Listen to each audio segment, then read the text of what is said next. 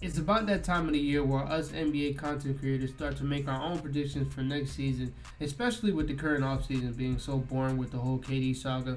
So, for the next couple of weeks, I'll be going through who I think will win MVP, Defensive Player of the Year, Rookie of the Year, and I will predict the Western and Eastern Conference standings. Now, you obviously see the title, and I just want to get it off right now. My first bold prediction is that the same player will win Sixth Man of the Year and Rookie and Most Improved Player. For Sixth Man of the Year and Most Improved Player, I have Bones Highland. Now you are probably wondering how will he take both awards. Normally, most people who win Most Improved Player are starting players, which is true, and most players that win Sixth Man of the Year don't start. Of course, those two things are true. But this is why I say this, and you're probably also wondering why I'm showing you Jamal Murray highlights. No, I'm not talking about him. But he does have a major factor in this. Jamal Murray is coming off an ACL tear. And the Nuggets have already shown that they will be careful with bringing him back, and they are not too quick or not too fast to bring him back automatically. Like, he could have played last season, he even said it himself, but they didn't want to bring him back. This is where Bones Highland comes in. I still think Jamal Murray will play 50 games next year, but with Bones Highland, it allows them to not have to rush Jamal back. It allows them to rest Jamal Murray on back-to-back games. It allows them to rest Jamal Murray on long road trips, all those things. And you can still win Sixth Man of the Year if you come off the bench for more games that you start. So my prediction is, I predict that Bones will start about 25 games next season, because I also predict that Jamal Murray will play about 50 to 55 games next season. But having Bones Highland allows him and allows the team to rest Jamal Murray when needed. When looking at Bones as a player, he has all the tools to be a Sixth Man of the Year and Most Improved Player of the Year. We all know how electric Bones is, especially when he catches fire. He is a legit spark plug. And trading Monte Morris showed Bones that they believe in him as a future backup for this team. Now, the one thing that scares me about the Nuggets team is they lost key pieces off the bench. The key pieces being JaMychal Green, Boogie Cousins, along with Austin Rivers and Brent Forbes. But the reason those guys were so good, or the main reason, was Bones. We all know Bones is a bucket, but to me, his playmaking and his ability to attack the basket and create for others, create open shots for others, was really underrated last year. And it helped those guys thrive. It helped Boogie had a resurgence year, a year he hasn't had in a long time. JaMychal Green just got some money from the Warriors, and he had a really good year last year. Same thing with Brent Forbes and Austin Rivers. I'm not saying all of those things are because of Bones, but Bones made their job easier because he was the backup point guard last year.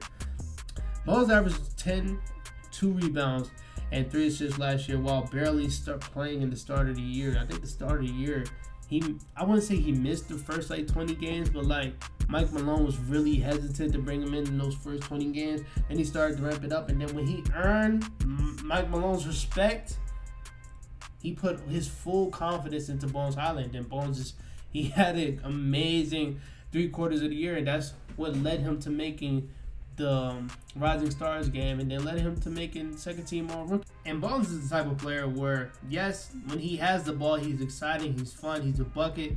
But when he played off Jokic, in my opinion, that was when he was at his best. He excelled at being a cutter and as the off-ball shooter last year, especially when Jokic being the best passer in the world. It made it a lot easier for him to kind of ease into the NBA game, because you don't have to do everything. Like, growing up, I lived near Bones, so I watched Bones play growing up. He was the ball handler all his life. And even in college, in VCU, he was the ball handler all his life. Going to the Nuggets, playing with Jokic for the most part of the year until he earned the team's full respect, where they gave him the full keys off the bench. He thrived as being an off-ball scorer, off-ball shooter, off-ball cutter. He thrived at that. And now it's going to be the same thing next year. Now, awards are narrative-based. The one thing about Bones that no one talks about is he showed us last year in those big games he will step up. Last year against the 76ers, battle of the two bigs, number 1 and number 2 in the MVP race, that battle turned into the Bones Highland show. When he hit 3 back-to-back threes, and then in the fourth quarter, with 1 minute left, he hit a very clutch 3 with 1 second left on the shot clock. Or against the Lakers, where he dropped 27, 10 rebounds, and 6 threes. Now, yes, Lakers were trash last season, but Lakers still have LeBron. They still have AD. That is a big game. I don't care how you put it. That's a big game. Excuse me. Or in Game 4, when the Nuggets were down 3-0, and they needed someone other than Jokic to step up. Bones stepped up and dropped 15-7 with 3 threes and that crazy ISO on Clay. And he got the crowd so electric after that.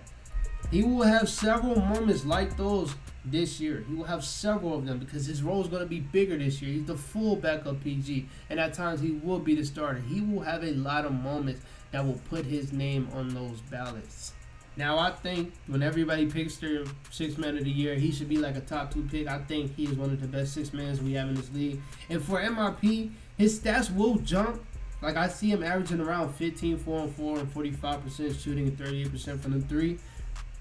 And the stats without Jamal Murray will probably be way higher than that because he's going to have a way bigger role. And you're probably looking at those numbers like, yeah, they're not really MIP numbers. He's only jumping up like 5 points, which is still a big jump.